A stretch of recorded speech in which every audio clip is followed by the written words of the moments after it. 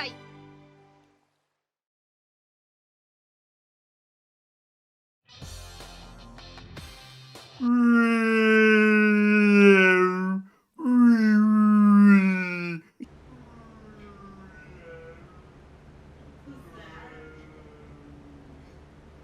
Welcome back to the Pirate Odyssey, where it's a One Piece discussion traversing through the anime adaptation using the perspectives of a longtime fan, myself, Sour Lemon, and a first-time viewer, my co-host CamCam.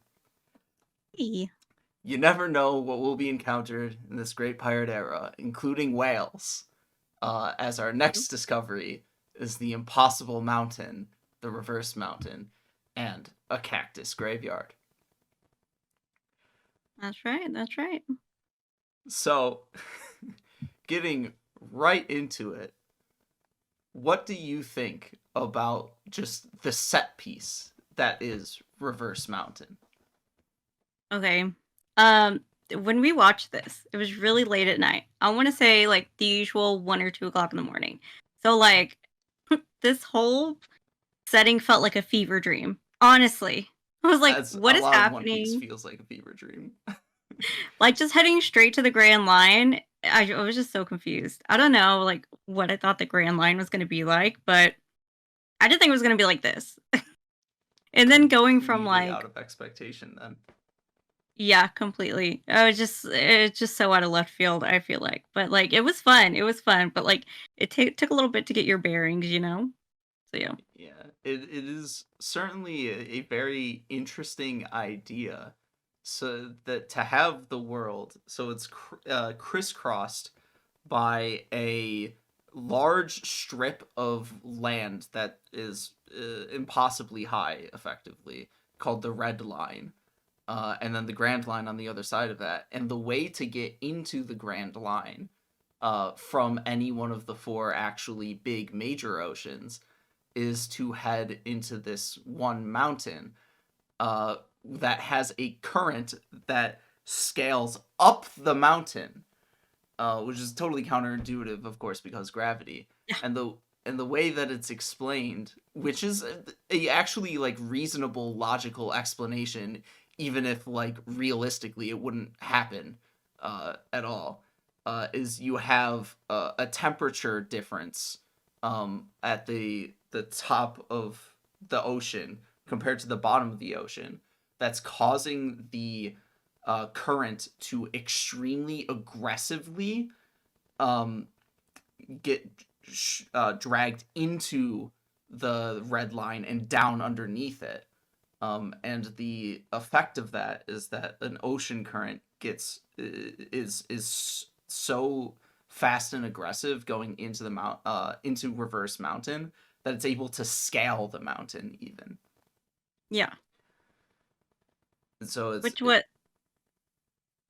it was just really wild and it was really fun. Like I think what like something broke on the ship, so then they had trouble even like trying to get up there and it was just what really happened fun. is they almost missed the entrance because Yeah. it Yeah. was the rudder. The rudder Yeah, that's right. broke because while they were talking about like what does this map mean? There's like a mountain that we have to scale in order to get into the mountain.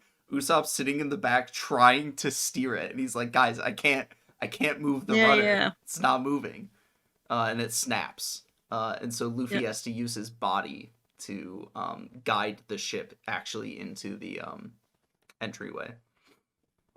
Yeah.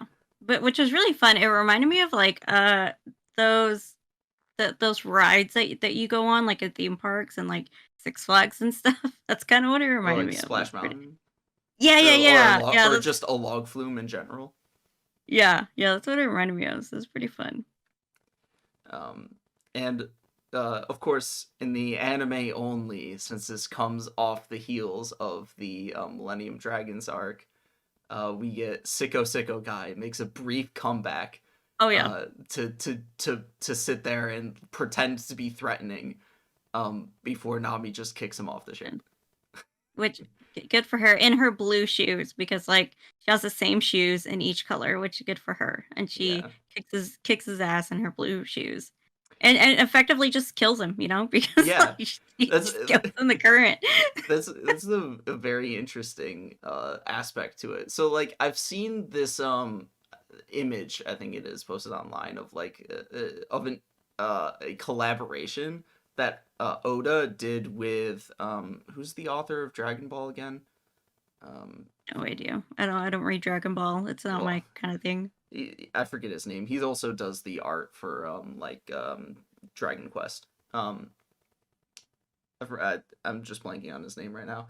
But they had like a collaboration interview style thing, and it compares their like approaches, where the guy who did Dragon Ball says we're gonna make it so that you can't, or so that death doesn't mean anything because you can resurrect your characters as many times as you want. Like Oh yeah. and Oda is like Toriyama? Toriyama, yes, that's his name. Okay.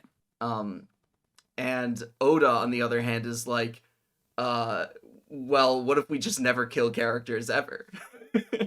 Like, duh. Yeah. It's great.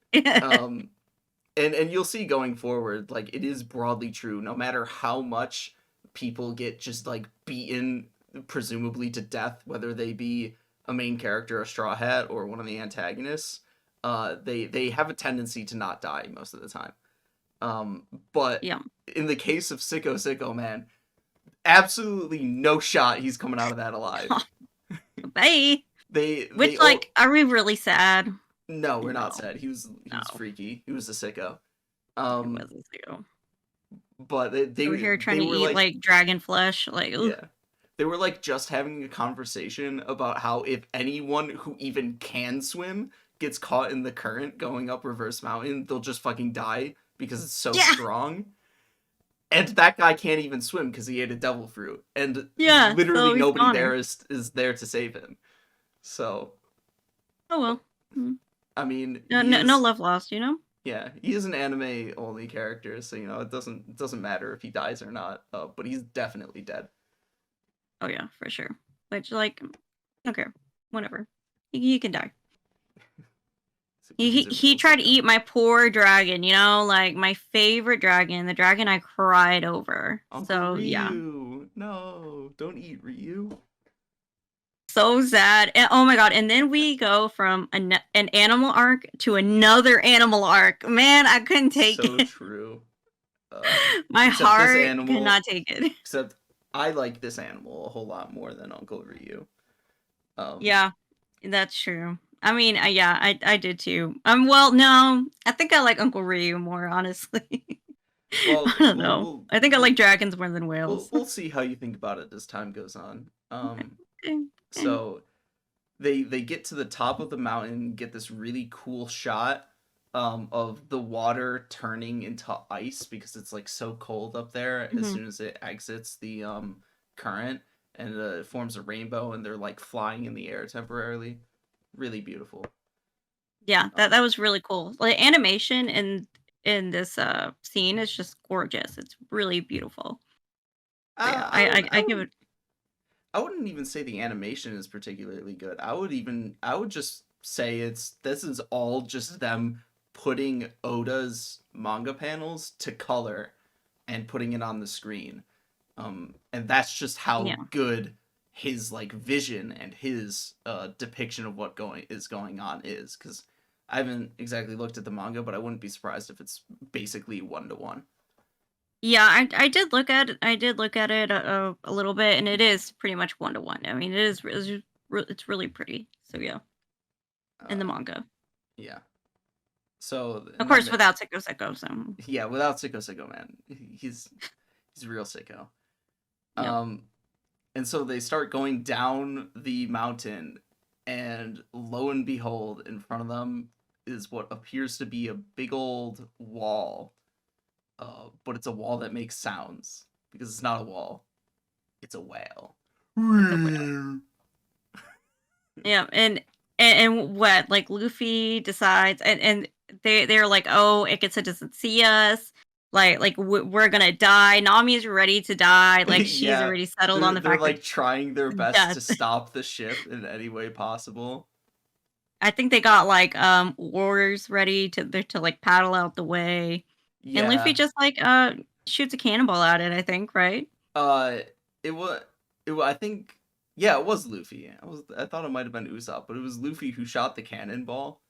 Uh, and in the process of the ship coming to a stop with his frankly quick thinking, um, also the head of the mast of the Going Merry comes flying off his special seat.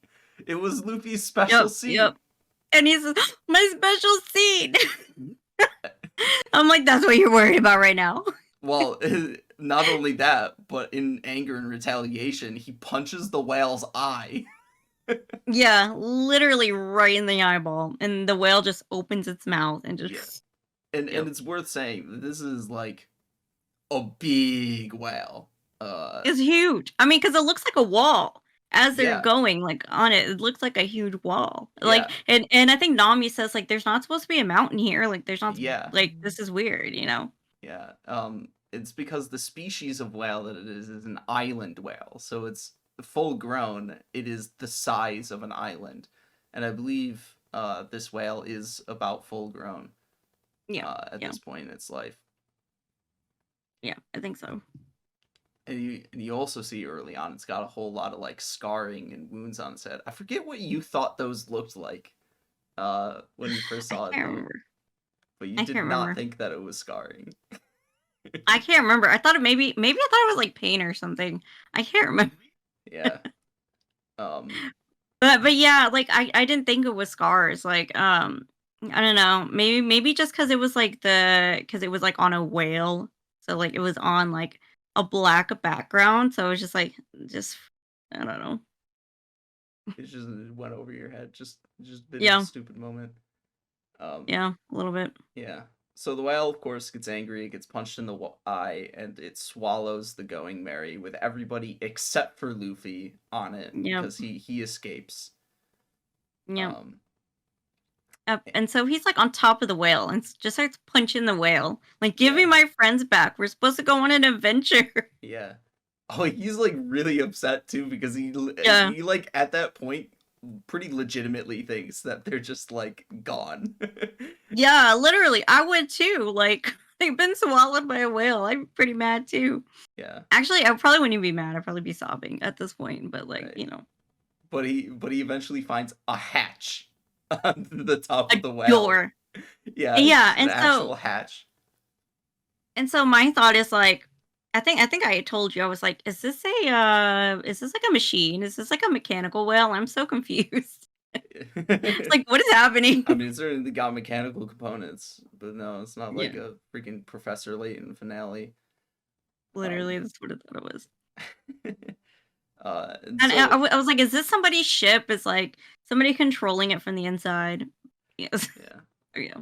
And so throughout this process, we get a bit of cutting back and forth between what Luffy is doing in that end and the actual ship itself that finds itself in a gigantic, it sort of looks like an artificial outdoors, because it's got like the sky and whatnot painted on the inside of the whale. Yeah. And they all think that it's the afterlife because they're like, wow, it's we're outside again. Did none of this just happen? Are we all dead together? Yeah. Cause like in the manga, it says like Zoro says, what do you think? And Sanji says, I don't know what to think. I was sure the whale swallowed us. Is this a dream? Yeah, it's gotta be a dream. And I Yeah. thought this I was like, what again? I'm sitting here like, what's happening? I don't understand. What's going on? It's like Why not it's like not confusingly presented, but it's so sort of ridiculous that you question whether or not it's actually the case. Just yeah, same way as the characters, like yeah. I'm questioning reality at this point. I'm like, I'm like, are we on drugs at this point? Like, I'm so confused. I literally don't understand. um I was like, okay, well, I guess I just, we'll just sit back and, continue watching it, see what happens. So, okay. I mean one of the ways you can tell that it's not the actual afterlife is that the water is green because it's the wild stomach acid. Ugh. Yeah. um So, of course, inside the whale, they find another person, indicating it's not a dream.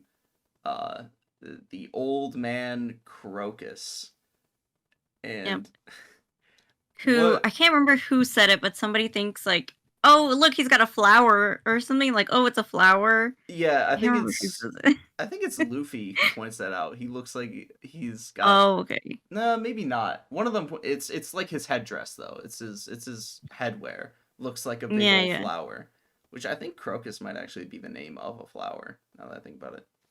Oh, I didn't know that. I don't Yeah. know anything about flowers. Um. But I want to hear your thoughts on the running gag that he does.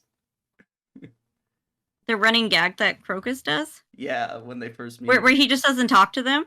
Yeah, but more importantly, they do like the shot by shot thing. They sort of break the fourth wall.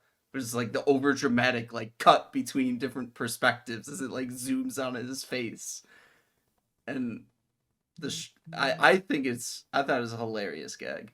Um, I thought it was pretty funny, but again, I'm just like so confused that I felt like I couldn't fully like appreciate I it. don't know. Yeah, appreciate it, I guess, because it was just so confusing. But I did like that, like because they're trying to get more information out of Crocus because like they don't know where they are or anything, Yeah. and so Sanji and Zoro are like trying to get information out of them, and they're getting like pissed off because he's not saying anything.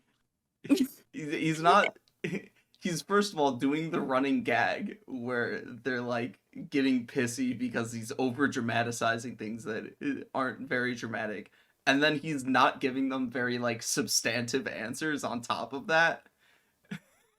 Yeah, because he says because he says like forget it, somebody's gonna die. Like it's just like Yeah, what are you somebody's doing? gonna die. And Zoro's like, oh yeah, and who's that's gonna be? It's me, of course. I'm the one that's gonna die. uh And of course like I think Sanji gets mad first, and then Zoro's like, okay, calm down, like let's talk politely, and then Zoro gets pissed off. But I think they start yelling at him, and then Usopp's like, "Oh, we got a cannon! Like we're gonna get you! Like if you don't say anything." And he says like, do you guys like not know how to introduce yourselves before you start asking questions so rudely?" yeah. Um So like I was thinking like this guy probably like deals with pirates like all the time if he's like not even afraid one, I mean, and yeah, if he he's does. He's the gatekeeper of the reverse yeah, mountain. well okay, we didn't know this before, okay. All right, that's fair point. You're establishing how Sure. like his actions indicate his experience and what type of person he is. Yeah, okay, sir. But anyways, so my indication was like, okay, so like he has experience like dealing with pirates, and he ain't afraid of nobody. So like good for him, you know. Yeah. So yeah, he comes off as very interesting like when you first meet him. So yeah, Yeah. I did like that. Um and as it turns out, of course, he is actually a doctor, and he has Yeah. been treating the whale Laboon for its self-inflicted injuries beating up on the red line, and giving it sedatives. Yeah. And also, I would like to point out, I don't remember where in the sequence that he mentions this, but he actually was a pirate for a brief period of time, a little over 20 years ago. And I just want to ask the question: when you hear something happened about 20 years ago, what does that make you think of 20 years ago. What happened 20 years ago? in the world of One Piece? I want to say it has something to do with well fuck, when did Gold Roger die? Does that have something to do with him? Or like when did he die? Gold Roger Or did was he die a long time executed ago? 22 years ago in the world of Oh, One okay, Piece. okay. So, Yeah. Oh, okay. Because he the said he was a ship's doctor, or he was like a pirate doctor for like a long yeah, time. So, yeah. And I it's think he says it when like Luffy's there at that point. So I don't know if they've like mentioned it. If he mentioned it like when they got out of the whale, or when Luffy's there while they're in the whale. I think So it's yeah. when they're out of the whale. Oh, okay. Okay. Sometimes we do things out of sequence here. Um, And So okay. I did not make that connection yeah, it's then. just some interesting food for thought. Actually, Hmm. now I'm thinking about how old Bucky is. I don't want to think about how old Bucky is. Um, Well, then that. Oh, okay, because then he says something at the end. He mentions Gold Roger at the end of at the end of the arc, so yeah, that but would make sense. he didn't mention that Hmm. he was on Gold Roger's crew for a period of time. Yeah, Um, I'll but he just mentioned outright like, say it. oh, He is this was, a in fact, person we've on Gold been? Roger's crew for a period of time. Yeah, he like mentions like, oh, is this a person we've been looking for, Roger, or something like that, and he calls him Ah, Roger. yeah. So yeah, Only that friends seems like a call him Roger. yeah, like a personal bond, I guess, because Yeah. nobody else calls him Roger in the story. So Yeah, everybody else calls hmm, him Gold Roger. yeah, interesting. Yeah. I never made that connection. Hmm. Okay, okay, It'll open you up to some new connections to think about going forward. okay, okay. Um so Crocus also is not the only one there. He's the one who lives inside the whale, but also there are a couple of freaks, Mr. Nine and Miss Wednesday, They're freaking weirdos. and they were going whaling because they wanted to harvest laboon to feed their like island for a very long time to come. A lot of meat on that whale. Yeah, but then I'm thinking like they talk to themselves in the third person, and I hate that. That's so creepy. Like you know. And they weren't talking to themselves in the third person, but I guess they were referring to each other by like I think it's because they're referring to each other by their title. It sounds weird. Oh yeah. Okay, yeah. Maybe that's what it And is. they're also saying each other's title like also every single sentence. They don't use pronouns when referring to each other. I think it's the thing. Yeah. Oh yeah. That's what it is. And it's also the fact that they're saying the titles in English when everything else is saying in Japanese. So it always sounds funny when they say Mr. Nine and Miss Wednesday. Maybe that's what it, because it comes off so creepy. And like their facial expressions and their mannerisms, they just seem so off. Like they seem like they're from like a whole other like planet. But I'm like, okay, we're in the Grand Lines. Maybe Yeah, people are just weird here, yeah, we're gonna I don't know. we're gonna get some fucking weirdos in the Grand Line. It's gonna So I'm happen. like, and then I'm like, okay, and they're going whaling, but then I'm like, is there really a lot of meat here? Because like the whole Yeah. inside of Laboon is a freaking mechanical. Well, you have to recognize it's actually the amount of mechanical components, even though there's like whole corridors and whatever, is really not that much compared to like the actual mass of the whale. Because he's really just outfitting what's already hollow in the whale Okay. with mechanical components is mainly the digestive tract. He's just outfitting just the open space in the digestive tract.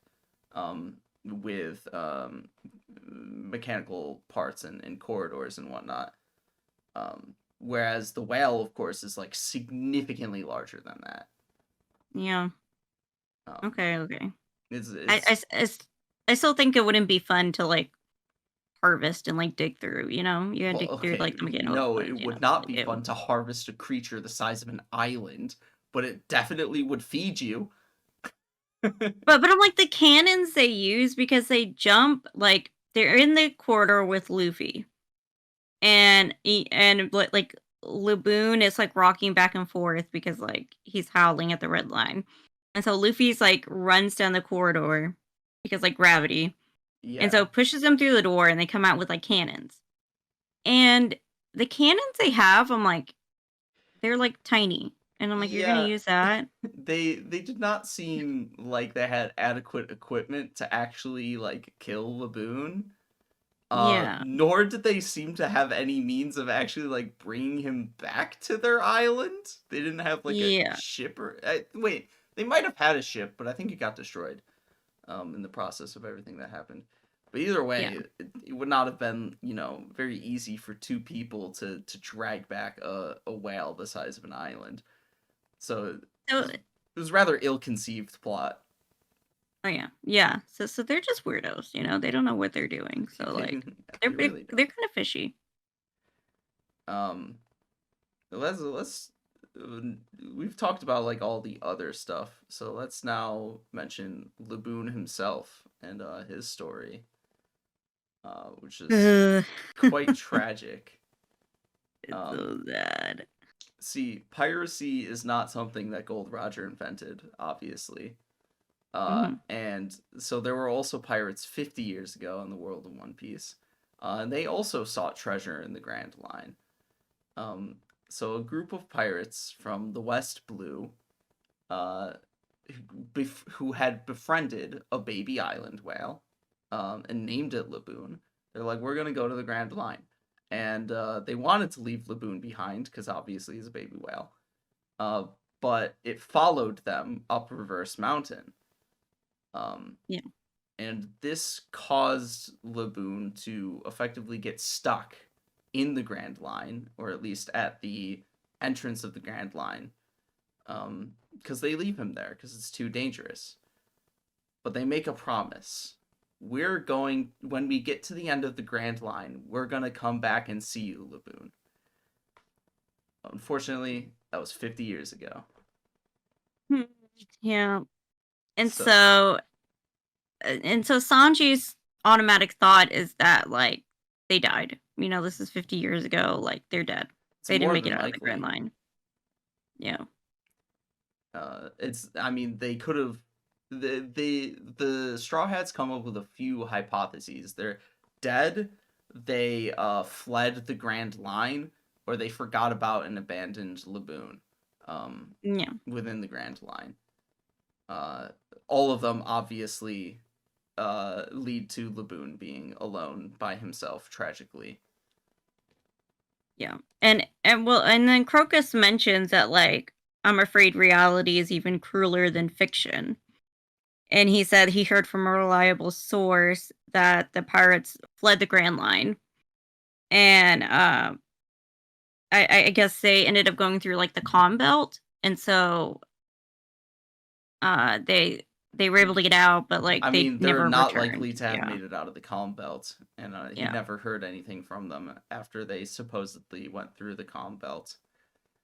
Um, Yeah. So it's just sad. But he says, which I thought was interesting, he says, on these seas, nothing is ever normal. Weak hearts soon succumb to fear on the Grand Line. Oof.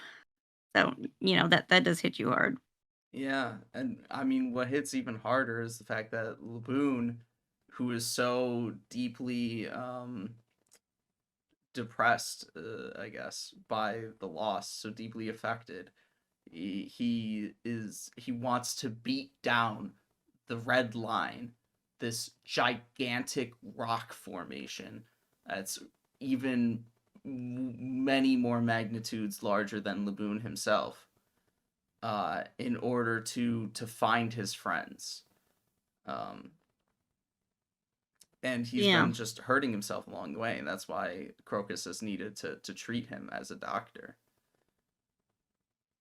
Yeah. And like I guess my initial thoughts about this were like it reminds me of like, animals who of course have like been abandoned by their owners for whatever reason. I mean, like you see all the time, like of course on those commercials on TV where like the animals are depressed in like shelters and stuff, and like how they like wait for their owners, or like even or I think about like even like even sometimes like children who have been abandoned by like their parents. Sometimes like they still wait for their parents to come back for whatever reason, and it's hard for them to accept that they have been lied to, they've been betrayed, and they're thinking about like have did these people even really care about me? Like, yes, the story is about a whale, but it does bring up, like That doesn't make it these any situations different. to mind. This whale Yeah. clearly has the same sort of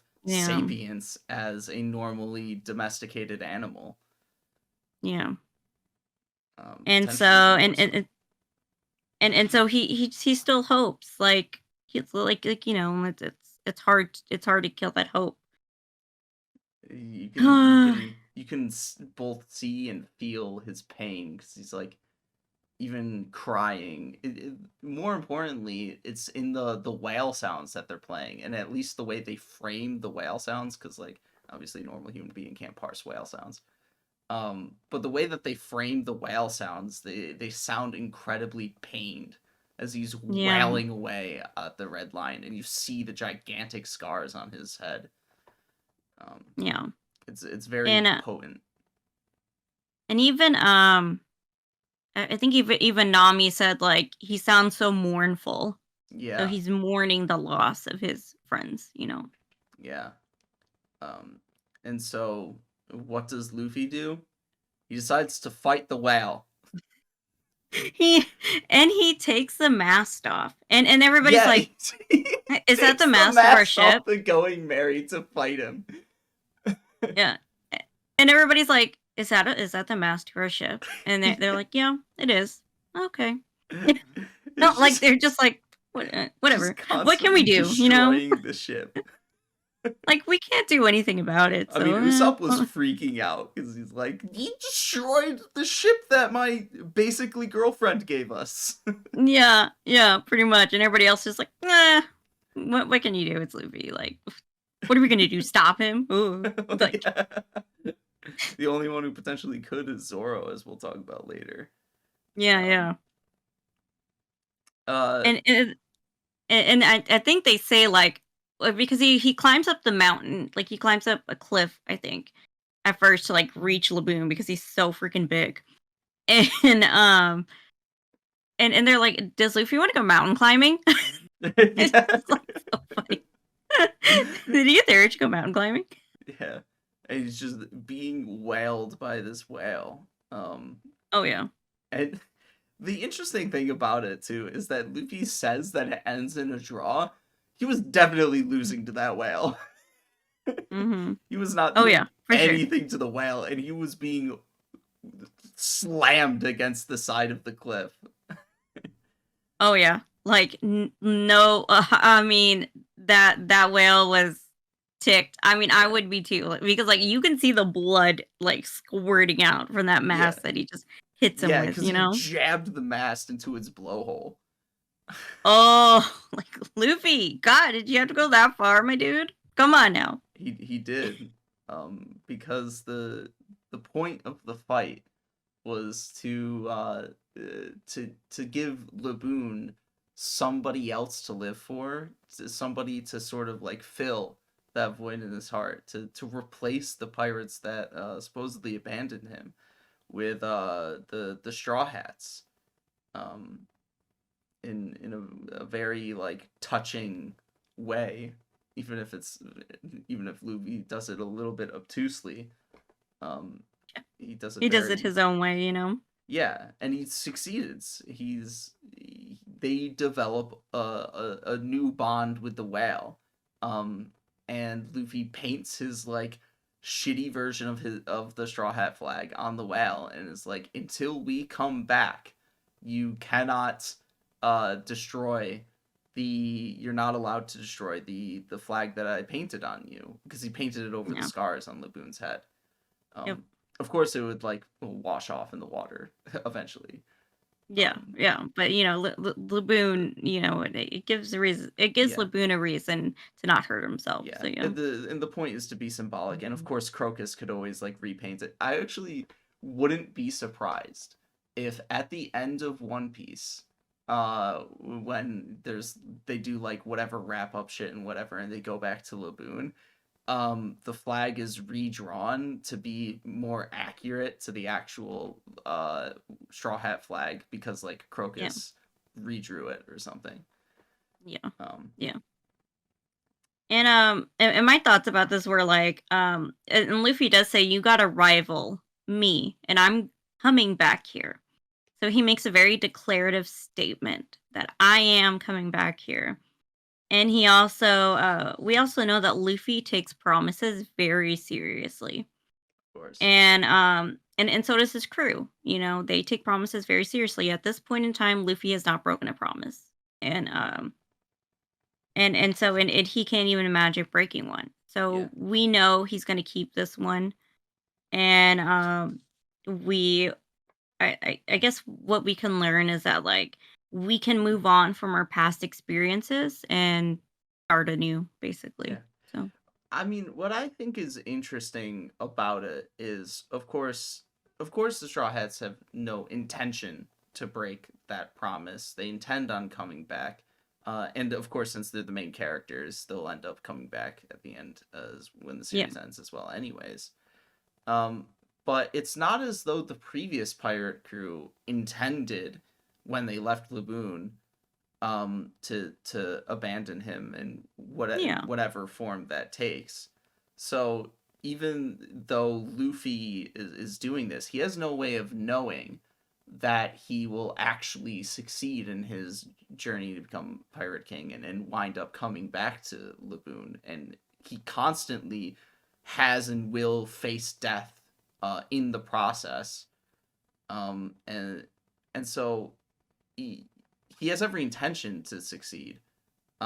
But he's kind of like in the process of doing this, being ignorant or ignoring naive. the fact that ignoring the possibility that he doesn't, and what that would subsequently do to Laboon as well, because it would just be Yeah, repeating the same thing that the previous pirate crew did. yeah, and I think the second time would hurt worse than the first. You Yeah, know, and it's that's usually the experience you see, especially with children. You know, yeah, so as and Laboon it's is basically a child. He's yes, maybe yeah, maybe 50 years old, or older, but he's a like, whale. he's a whale. And he Child. developed that connection that Luffy is reigniting when Laboon was a child. Um, and so it's an interesting thing that One Piece, at least when it comes to Laboon, will never explore, because it's being done with the main characters, and how like the this sort of promise could go awry, and the emotional after effects it could have on Laboon. Um, but it's just interesting to point out. Yeah. Yeah, and that's true. That's what I was kind of thinking. Because I was thinking, man, if Luffy breaks this promise, I'm sorry. We're just gonna have to not stand Luffy anymore. Like, you just can't do it. We just can't stand Yeah. We Luffy. can't. I mean, he'll be dead if it comes to that, anyways. I just gotta stop watching One Piece. I just gotta pretend this whole podcast, like the show, I never experienced it. I'm sorry. Yeah. Like, I'm out. Just gonna hurt too bad. Yeah. Like, oh, but yeah, Um. but I did like this arc, Yeah. and I I did mean, like this. yeah. I Well, did like this initial story. And it's I not mean, over yet, but I we did like this. we shouldn't think about the potential negative consequences, anyways. This is One Piece. It's very, It's it's got positive emotional resolutions. It does not have negative emotional resolutions. we're gonna see Laboon again. We're gonna see him again. Trust, faith, praise Oda, faith. Oda, don't forget about Laboon. Goda, please. Um, Every day on Twitter, I'm just gonna like write. Please don't forget about Laboon. don't forget about Laboon, man. We're like, so I would guess somewhere between like 100 and 200 chapters away from the end, based on the pacing that it's going on right now. Because And it's like, don't forget about Laboon at the end there, Oda. Don't forget about him.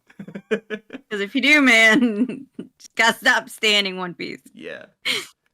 So, And then the last thing to truly, the last couple things I mentioned before truly going on, of course, the log pose, the mhm. weather of the Grand Line, and their next, how they determine their next destination. Yep. Um, so, Oh, and Sanji, he got to prepare his oh, it was the what was it elephant called? The tuna thing. elephant. Yep. Yeah, it was some kind of elephant tuna thing, and then Luffy ate all of it, so nobody else could try it. That broke my heart. I was like so excited to see him prepare it, see everybody eat it, and be like, it tastes so Yeah, because good, and they were going through like a whole bunch of exposition from Crocus he was giving to the Straw Hats, and yeah. meanwhile Luffy is of course not paying attention like always, and he's just like eating the elephant tuna while all of this is going on. What a menace to society. I'm so Yeah, sorry. He deserved that kick, you know? yeah. Um, so the Grand Line is unlike other world oceans. It's got this interesting magnetic effect in that the islands in the Grand Line have such a significant magnetic pull to them that compasses don't work. And so Yeah. they have a special device called a log pose, which is basically a little compass needle inside a ball that you wear on your wrist, that will point to the next island, and you stay on an island for a little while, and it'll register the magnetic pull of that island, and it'll point to the next one.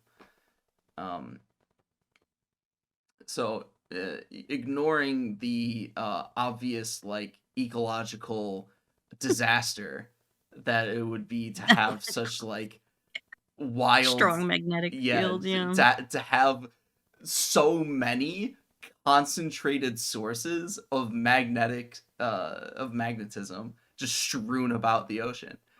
um well, I mean, actually, in fact, One Piece kind of acknowledges just how disastrous it would be, in that the weather of the Grand Line is so fucking wild. Yeah, there's no clear pattern at all. It's so unpredictable. So Yeah, they you they got to be keeping an eye out 24/7. yeah, they mention that it's specifically in between Reverse Mountain and the first island that you choose that it's particularly bad. But even throughout the Grand Line, you get all kinds of weather patterns that you would never experience in a normal ocean. Yeah. Um, so, but it's funny with the log pose. What happens is Nami steals the a log pose from Mr. Nine and Miss Wednesday initially, and then when Sanji gets mad at Luffy for eating the elephant tuna, they break the log pose she's wearing on her wrist. Of course, because like Yeah, she's punching everybody. She punches Luffy, I think, and yeah. so she breaks it. Punch. No, actually, it's when he goes flying past her, since from one of Oh, okay. Sanji's kicks, he like barely nicks it, or it's like the wind from him flying past breaks it. So it's effectively made out to be like way more fragile in this opening scene than it will ever prove to be going forward in the series. Because man, they get rocked around Yeah, constantly, you know? but it is for the service of a funny bit. So it's Yeah. okay. Because you would think like this log post is so important, so like you would think it's got to be made out of like bulletproof glass, you know? Or You would or think whoever reinforced invented it. in some manner. Um, Yeah, I but know. I mean, it does look like just the dinky little glass dome that she's wearing on her wrist. yeah, yeah, definitely. And Uh, and of course they know nothing about this. And Crocus says like you guys came completely like unprepared. Blind, Wow. yeah.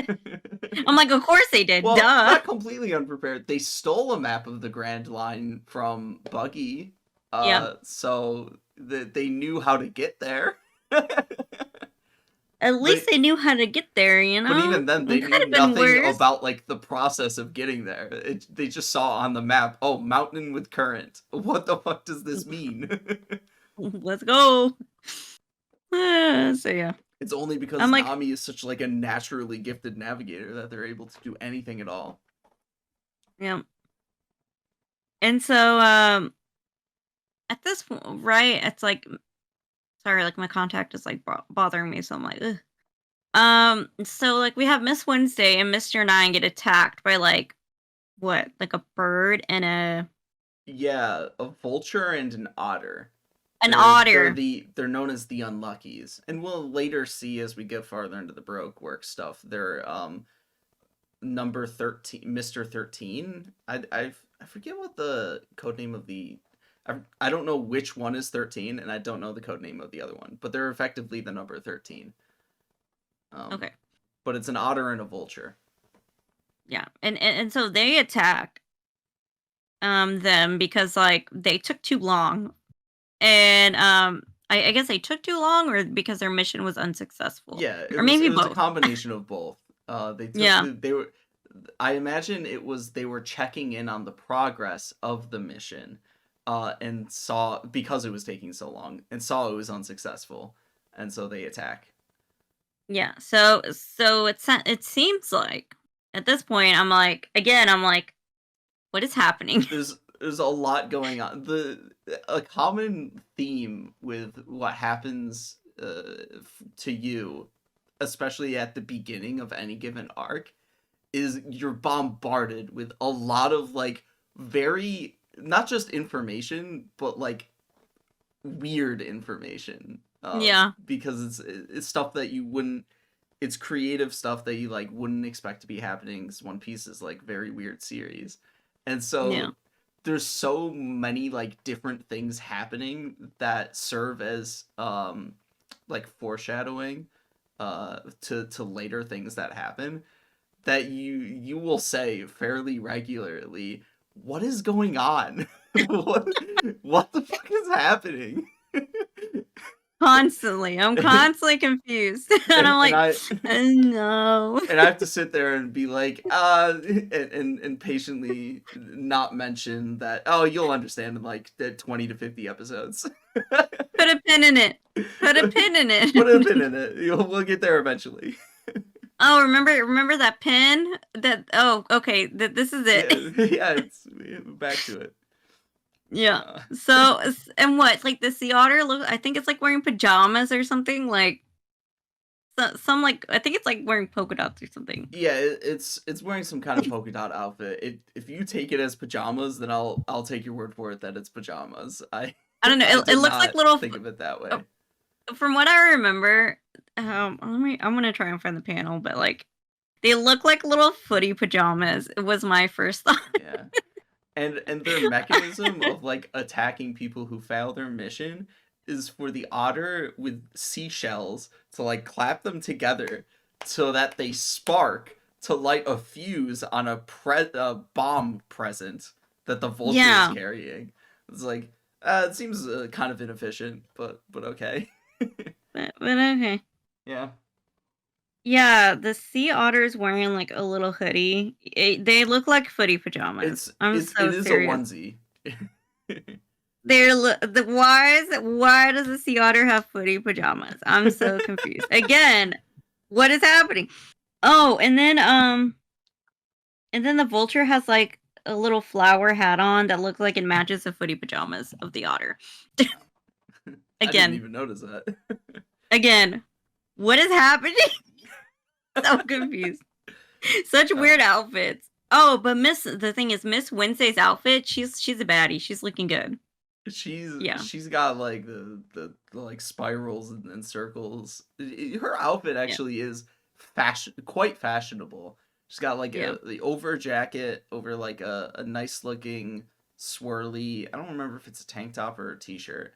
I Um, think yeah, it's like a tank top. Yeah. and she's Or a halter top. Yeah. yeah, and she's got them tucked into some nice white shorts. Mhm. Um, Yeah. And she's got that high ponytail. Like we love yeah. to see it. And Mr. Nine just And of looks like a course, freaking as babe. with any outfit with like circles and spirals on it, the circles have to like point to the nipple. Of course. they have to Duh. they have to be concentric. That's the word, around the nipple. Concentric. Yeah, Concentric. Of course. Duh. yeah. Um, Otherwise it wouldn't work, you know? yeah, of course, especially with her fighting mechanism, her moves. They Oh yeah. partially depend on that. Um, So the Straw Hats, I don't remember the process, but effectively they save them from this present bomb, and capture them, and decide to head to the island that they came from. Um, Yep. Whiskey Peak. yep, which is Whiskey Peak. That's our Yep. next arc. And they and of course not Nami's like messing around with them. She's like, "Oh, we broke your log post. Oh, haha. Yeah, Crocus gave yeah. us Oh, one." yes. Like she she tricked them by thinking they had like no way of Ew. going anywhere by saying, "Oh, we broke the log post that we stole from you." They're like, Yeah. "Oh no, we're fucking stranded." Now we're stranded here with you guys too. And she's like, hey, JK, Yeah, just kidding. yeah. I love She's to such see a it. queen. She is. And then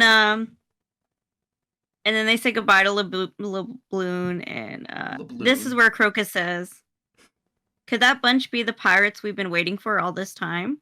That boy has a strange air about him. Roger? She says, Yeah, Roger. yeah. So I'm Frankly, you like, should have recognized the hat too, but you know, what am I to say? Yeah, I never made that connection. There's just so much happening that I Well, feel like I just like. you wouldn't have made that connection anyways because you only know that Shanks had the hat. Yeah, that's true. Which I spoiled something that it's not technically like massive, but you know it's kind of substantive in some ways. It doesn't matter. Whiskey Peak I'll forget about it honestly, unless I yeah. watch this back. I'll forget about it. I mean, it won't be brought up until like 300 episodes from now, anyways. Oh, okay From then. where we're at, even because we're currently watching Skypiea, it's like even 300 episodes after Skypiea. Oh Lord, yeah, no, I'll So forget about it. So that's yeah. fine. So Whiskey Peak is a town that welcomes pirates. Oh my God, but don't forget, it's snowing. Whenever they start sailing to Whiskey Peak, it's snowing and they make snowmen.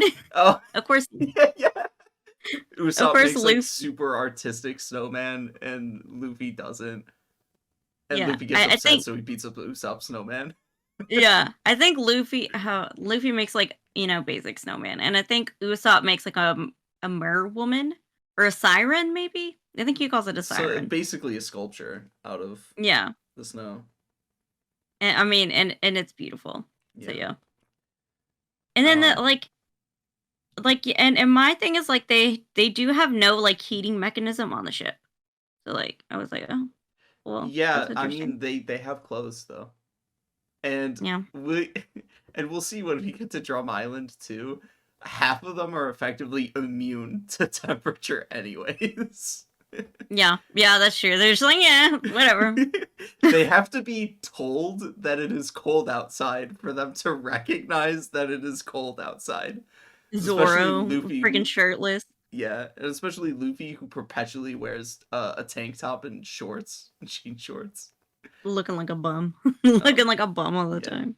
I mean, Zoro recognizes that it's cold and then still takes off his shirt anyways, to be for training. Oh, like, okay, Zoro, calm down. Like, he's like the average gym bro, like stripping in the gym, Dude, That's Zoro. he is a gym rat. I mean, we see him he when he's lifting is. weights. Yeah, honestly. Yeah, something like 50 tons. It was like, I don't remember if it was 10 tons per plate and 5 plates, or if it was like 50 tons per plate. My On 5 God. plates. But we saw he was lifting some hefty ass weights out in the front of the ship one time. And that's and it begs the question how the ship is storing things that weigh so much, but don't think about it too hard. Good, but yeah, but they don't have like a heating mechanism. Confused. I mean, They don't have a way to heat the ship. electricity on a boat. It's a boat. Yeah, but they don't have like coal, like a fireplace No, or something, like a chimney. I They mean, can't do to that be on fair, ships. actually, in the world of One Piece, there are a lot of different variety of ships, with a variety of different like technologies on them. We'll actually see at one point there's a pirate crew that has a submarine even. So it wouldn't be all that surprising for ships to have electricity or otherwise motorized components. I think we even see Bon Clay's ship is motorized. Oh, yeah, it is. Yeah, but of course they just have like a bog standard. I think it's a caravel. And apparently it's like really fast type of ship, even if it's only powered by sails. So you technically always have to rely on the wind. So like, don't think about it too hard. You're thinking too hard about like the physics of I'm a trying. world in which the main character Physics don't is matter. made out of rubber. Physics don't matter. Physics don't matter. Obviously, with the magnetic field in the Grand Line. Yeah, they like kind of matter. Like the physics generally work to the same principles that real life physics work, but like definitely not in the same way because Yeah. it's cartoony. It's deliberately cartoony. Yeah, Oda that makes is sense. very obviously inspired by and takes and is a fan of hyper not hyper real opposite of hyper real cartoons. Yeah. Yeah, that makes sense. Yeah. Yeah, that makes sense, actually. That does. Yeah, I mean Um, it's quite literally openly stated from like the moment he made One Piece that it was the reason why his Luffy is made of rubber. He came up with like what is the silliest ability that I can give my main character, and that's what he thought of. Um, was a rubber man. yeah, it was rubber, and I mean you That can is, see yeah. he does a lot with the rubber. That's quite silly. Yeah. I guess which is initially why I wasn't like really interested in One Piece because I'm like, I'm not really interested in like really cartoony stuff, I guess. Which is like I'm into anime, so like what? But yeah. but like I don't know. I just like yeah, I guess because of the cartoony aspect and even like the what is it like the drawings and stuff. It's like very cartoony. So I guess maybe that's why I wasn't like super like initially not super interested in it. But yeah. It's One Piece is this sort of like fantastic marriage of what you can accomplish with the mediums of 2D drawings and animation and like not adhering to only what like makes sense physically, not adhering to realistic principles. Hmm. And also being able to have a very dramatic and emotional story. It's Yeah. able to quite adeptly marry um, overreactions and um, crazy ideas that you would never be able to witness or think of in real life, and translating that into a story that you can personally relate to and get invested in and cry to often.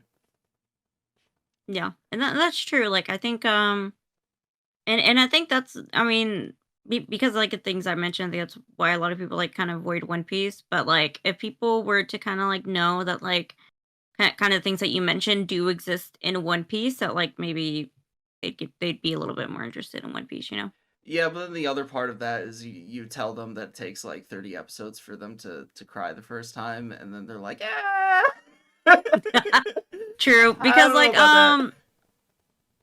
I'm trying to think like how many episodes does it take for me to get into a I usually give a anime like a season and to decide whether I drop it or not, you know? Well, So that's like very generous of you. A full 12 episodes when most shows only go for 12. yeah. Yeah. Um, And this will be like this will be like a anime that's like been going on for a while. Like okay, like yeah. I'll give it a season if I like it or not. Like I mean, we mentioned it when in the first episode, but it One Piece is immediately interesting and engaging. But it doesn't like fully capitalize on the feels until really Baratier. Like Syrup Village is sad at times. yeah. But Baratier is the time where it really like fucking punches you in the hippocampus. I don't know what the portion of the brain that does all the emotional stuff is. Uh well like the somebody Pituitary gland. somebody posted on like Twitter about JJK and like they said like the frontal lobe is like your memories. So like yeah. That's funny that you're talking about the hippocampus. Well, I'm talking specifically what would make you emotional, what would generate the signals and then the Mhm. chemicals to generate a sad response, a teary response out of you. And it's related to memory, but it would be your memory in the cases of it being related to your memory, it would be your memory triggering another part of your brain to stimulate that response. Um, but Yeah, I don't know what part of the brain that is. Anyways, I don't know either. that's really off topic. Um, Yeah, yeah, just a little bit. yeah. So let's get back on topic and talk about Whiskey Peak. Yeah. uh, So like my initial thought, I guess, was like is that of course Miss Wednesday and Mr. Nine like know what it's like sailing on the Grand Line better than of course like Nami does. Like Nami thinks like, oh, I can just use my regular navigation skills to kind of get by. And Miss Wednesday's like, oh girl, you don't know nothing. yeah, Sorry. because You they know. stop paying attention to the heading of the ship for like a couple minutes, and it's Mhm. like turned around 180 degrees. And Zoro was supposed to be watching the heading, and he's like, "Yeah, I'm judging it based on that cloud." Yeah. And it's like Zoro, oh god. And so Nami is like directing everybody like you go here, you go here, you do this, you do Yeah, that. And of course Zoro's constantly. like asleep. Um, Actually, at that point in time, I don't. He might have been asleep for some of it, but I remember they were. She was so constantly needing to give directions, and it was so hectic. That they were all like exhausted and pooped out by the end of it. Oh, maybe Zoro was asleep and he like woke up and they're like, and he was like, "Why is everybody so tired?" Yeah, yeah, he was like, should you guys really be like all resting and asleep? Because like I know it's such a beautiful day outside, but like you guys should really be like paying attention and working. And uh, Nami like punches him in the head and she's like, we try to wake you up and you would not wake up. yeah. So like yeah. It's entirely possible we're also like mixing up different sequences in which they're sailing as well, Yeah, that's true. because Yeah. they sort of, I wouldn't necessarily say they're like similar to each other. They use different gags, but like they're similarly bridging parts of the story that take place in effectively the same setting, the middle of the fucking ocean. Mhm. So it's easy to get them like conflated, especially in between portions of when they recruit a new member of the crew. So you like don't even have like who is participating in the bits to judge where in the story it took place. Yeah, that's true. That's true. So maybe I'm getting mixed up. Yeah. Yeah, but maybe you're not. Maybe you remember better than me. You know what? I'm just gonna go back just because I want to be right. I'm gonna go back and I'm gonna watch it and I'm gonna rub it in your face. So yeah, Wow, we'll see. it's crazy. I'll just pull Because I up have to be Netflix right. right I now. always have to be right. Like, hey, Doki. I always have to be right. Like, sorry. Yeah. So, Uh, um, but yeah, and so she even gets like Miss Wednesday and Mr. Mr. Nine Nine like to help out. yeah, Yeah, because yeah, just otherwise like the get your like butts up. not otherwise the ship like might capsize, or they'll otherwise she'll kick them off the boat as well. Yeah, Um, pretty much. but it And is I good to think have a even like the couple weather hands. changes as they're like moving the ship around.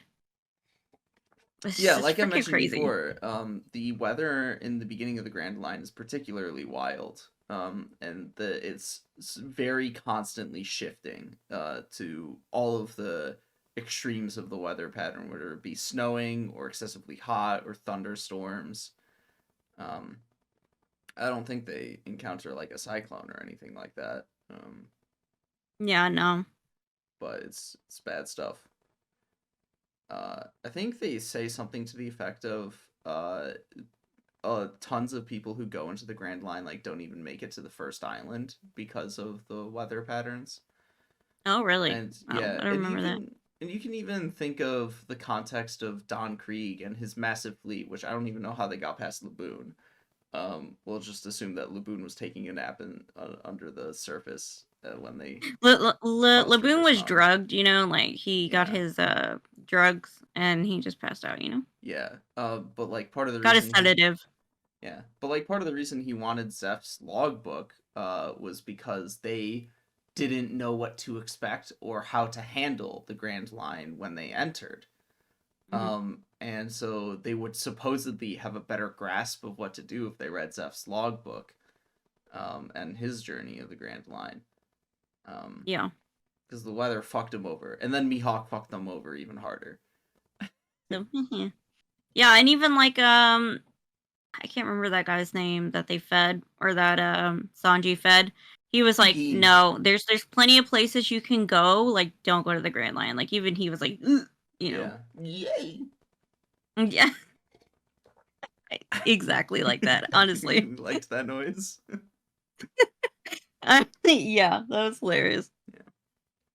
But Uh, let's see, what else but happened. I was Oh, just Zoro is like, oh, like I guess he didn't realize that they came on the ship, he must Mr. have been Nine asleep. and Miss Wednesday. He must have been asleep. Of course. And so he's like, "Oh, you guys look familiar. Like, what are your names again?" Yeah, fucking weirdo. It's also worth noting of the in the design of Mr. Nine in particular, but all of the numbered people going forward, they have the number incorporated into their design. So he has nines literally drawn on his Yeah. cheeks. Yeah. What about Miss Wednesday? She's Wednesday. I don't know how you incorporate Wednesday into your Yeah. maybe her outfit is what you wear on a Wednesday. Maybe that's what Oda thinks people wear on Wednesdays. But no, I mean, with his it's the crazy number outfit people. choices, like maybe. Yeah, it's the number people in particular. They have the number incorporated in the design. Now that I'm thinking about Yeah. it though, I don't. Oh, I think with Mr. Five, it was like on his jacket. Yeah, Oh, yeah. it was I on his think so. jacket. Um, So uh, so it's kind of fishy. Oh yeah, because Zoro, he's like, oh, like who are you guys? Like, oh, you guys kind of look familiar. Your names sound familiar. And then that's when Nami hits him in the head and says, you were sleeping the whole time. So yeah. yeah. Yeah, hump day. You gotta put the humps into the outfit. Oh, okay, I see. I mean, she's got a couple of Cute, humps on her chest. of uh, course. so Classic. yeah. So eventually, thanks to Nami's excellent navigation and everybody's hard work, they managed to make it to Whiskey Peak. And instead of the normal response that people give to seeing a pirate flag, they get a grand welcome from the Yep. people residing there. And so they party, and they just keep partying. Yep. I think who was it? Like she outdrinks. Yeah, Of course, that was Nami outdrinks people. yeah, that was the only thing I was going to mention in regards to like what happens during the party is Yep. she's offered alcohol by people there, and she's like, no, I don't want to drink for whatever reason that I don't remember." And Hmm. then they say like, "Oh, we have this like nice non-alcoholic juice that we can give you Yeah. instead." I think it's Um like tea or something. I think it was juice. Um Okay. but also you should participate in this drinking contest. And then it's very clearly portrayed as though it was alcoholic. And Yeah. So that was so weird. like it was I don't know if like Oda just lost track of like what he was trying to do. Um but it's like unclear or inconsistent what's actually going on there. Um Or or maybe by the time she like just kept drinking the juice because it tasted so good, like she just got so drunk that she was just like, you know what, let's have a drinking contest. So she Right, was but maybe the in the juice was moment. supposed to be non-alcoholic, which means she wouldn't get drunk. But then she did get drunk, drunk. Um, Yeah, but you got drunk, so she like lost track of time. and but like if it was non-alcoholic, then she wouldn't have. They wouldn't have invited her to go and participate in a drinking contest, because if you're drinking non-alcoholic drink, you're just gonna win the drinking contest. Okay. Okay, but I guess what I'm trying to say is that like she was just like so out of her mind that like she just kind of like blacked out. You know, she's like blackout drunk. So like she just wasn't in her right mind when she was like in the drinking contest. You know. Right. But what I'm saying is that the drink that supposedly made her blackout drunk was supposed to be non-alcoholic. That's that's Okay. that's the contradiction that I'm pointing out. Oh, okay. Well, like they just lied to her, maybe. She drank far too little for it to have been a lie. Yeah. Like they offered her the non-alcoholic drink and then basically immediately afterwards said you should participate in this drinking contest. Or like I think it might have been the offered at the same time as her giving that non-alcoholic drink. It's Mm, basically either a contradiction or really confusingly written. Um, maybe. but it's also like Eh. not that big of a detail. It's like not that big of a deal. It's whatever. As we're making it. Yeah, as we're just talking ad nauseum about it. Yeah. Um, And so then Zoro gets in the drinking contest too, you know, and then like, yeah, I think, but you know, they Nami just have outdrinks him, supposedly. wait, which like when I first like was reading this, I was like, or not reading, watching this, I was like, how do these people got like all these drinks and like all this food when like they were out here hunting a whale because like their people were like starving or their people needed food. Well, it wasn't because they were starving. They just needed a stockpile for. Yeah, but like my indication was like these people were desperate, you know, for like whale or like Well, for like you food. just misinterpreted the laboon stuff, or you were misled, rather. Okay, maybe. Yeah. Maybe because like I think they do say after the partying is done that like the Straw Hats emptied like their entire stock of food and drink. yeah. um, Yeah, because you have them because like once everybody's asleep, then you have like everybody come out and they're like, you know, yeah. So all of the Straw Hats party themselves into submission. Luffy from eating himself full. Sanji from I guess being around too many women. Uh, Usopp from drinking, but he's also like singing and dancing and whatever. And then Zoro and Sanji. It's not Sanji. Zoro and Nami supposedly drink themselves into submission as well. And yep, it's like, oh, oops. Turns out all these villagers are actually bounty hunters. wild. And there's like what, like 100? There's 100 of them. And their sort of bit as bounty hunters is that they uh, uh, lure pirate the bounties in, and they make them feel welcome. And then while they're asleep, they like kill them or capture them so they can turn them in. And they're like, "Wow, oh, Luffy has a 30 million berry bounty on his head. Well, we can get so much money off of this. It's rather convenient that after they ate just like everything we fucking have, that we can Honestly. more than make that up with the one guy's bounty." Um, but Which oh, Zoro and Nami faked it, or Zoro specifically faked it. yeah. Um yeah, he says a true swordsman never drinks himself into a stupor. Yeah, never never lets himself be caught unawares.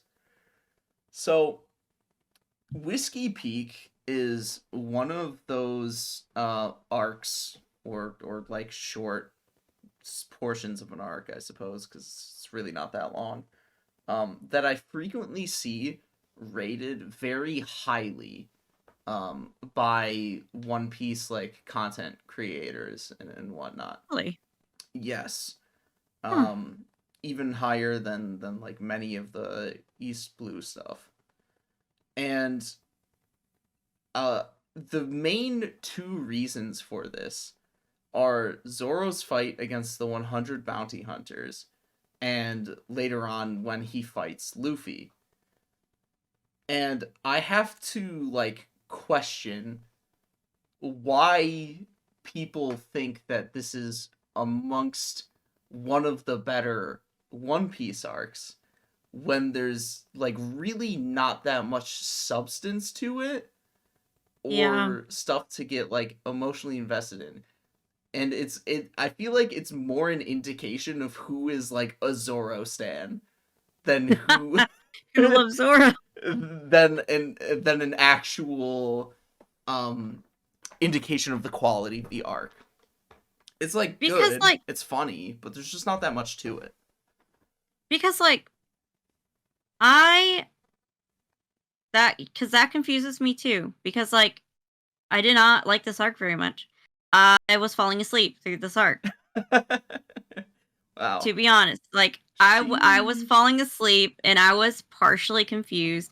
I'm trying to think what part was I falling asleep at. I think I think it was when Zoro was fighting the bounty hunters. Yeah. When I was starting to Like fall asleep, I the was just like, I don't know. I was just like, okay, it's another fight scene. Like, okay, and and yeah, like, and it really is just another fight scene because you have no uh pre there's no indication that this will even be a tough fight for Zoro because we see up till this point uh over and over again Luffy as well but Zoro is capable of defeating large groups of yeah, enemies of obviously easily, mediocre skill.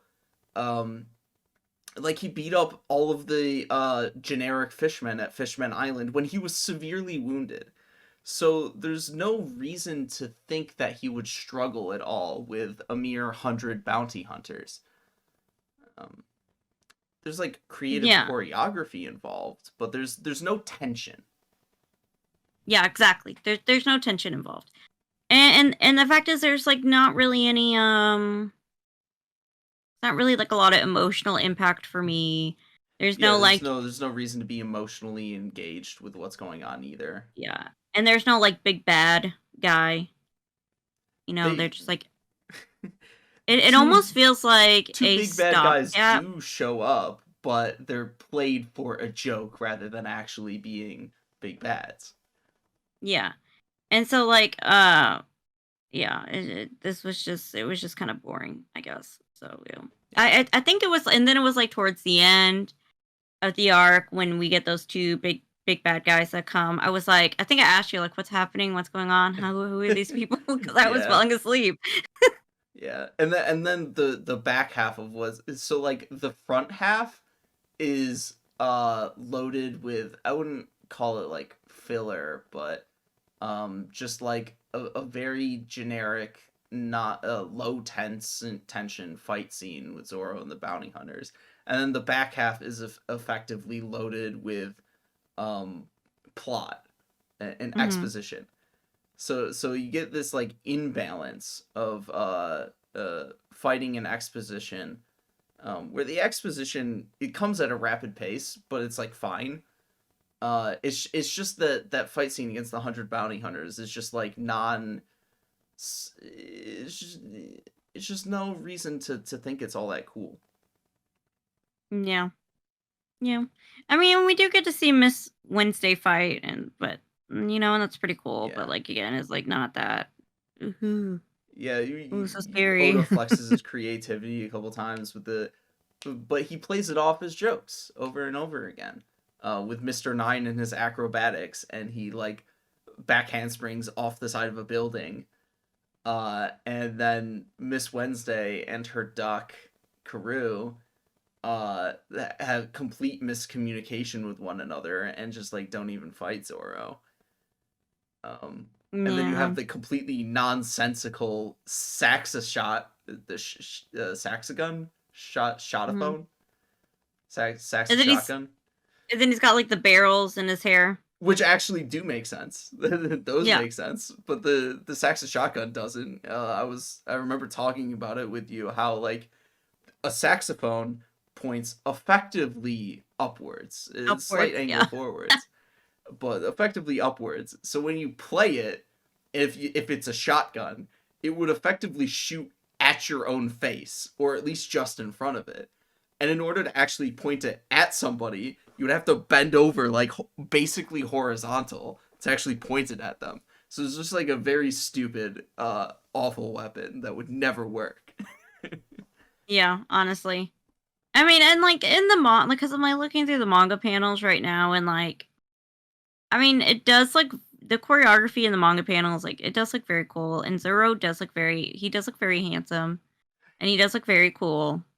But like again, it's like okay, I and mean, I do love the panel where he's grabbing the partner to Mr. 8 by the head. I forget her name. Was it Miss like Tuesday or Thursday? Um, yeah, I can't remember. I think it's Monday. I think she's Miss Monday. Hmm. Um, she's supposed to be a strong man, and I do like the Oh panel yeah, where yeah. he grabs her by the head, but it's Hmm. effectively for different reasons than anything actually related to Whiskey Peak. Yeah. um, So like again, I just don't understand why like for One Piece content creators like this is like so cool. But you know, yeah, well, okay, whatever. Everybody likes what they like, so yeah. Everybody likes what they like. Um, even if it's wrong, okay. yeah. Only my opinion is allowed to be correct. Uh, Absolutely, only my opinion yeah. matters. Sorry. I mean, I there was actually technically something like going on during the fight of like actual note. And it's that it's the first time Zoro's actually, if you ignore the Millennium Dragon stuff, actually testing out his new swords that he got at Logtown, and like Yeah. understanding how they work as swords and like their personalities or whatever. Which it's like cool that he's doing that, but it doesn't like add enough to the scene to make it very impactful. Yeah. Yeah, I agree. It basically serves as nice little bridging content, I suppose, in the story. Yep. Um, oh, but also, it's not Whiskey Peak, and also the reason why the big mountains in the back of the island look like cacti is because they're actually littered with graves, and Zoro's gonna add 100 more graves to them. Oh my god. I forgot he said that. Oh my god. Zoro was wild, bro. You can't just be saying stuff like that. Oh my god. That's hilarious. um, I mean, it shouldn't be so funny, but it's funny. and one more. Oh yeah, but then we find out that like, you know, Zoro like I guess was recruited Yeah, I was at actually one gonna point. mention that. Okay. The one last thing I can think of that's worth noting is so like it's revealed all these bounty hunters are a big organization called of bounty hunters called Baroque Works, and they have like a numerology or an enumerated ranking system. And they attempted to recruit Zoro some time back with Mr. Seven, and Zoro killed Mr. Seven, and this So was like before Luffy set out to sea at the yeah. beginning of the story. Yeah. So like once again, even more reason to think there's no tension because before even any like major conflicts that Zoro had that would have made him grow stronger, he beat up Mr. Seven and everybody else is lower ranked than Seven. And it sounds like he beat Mr. Seven relatively easily.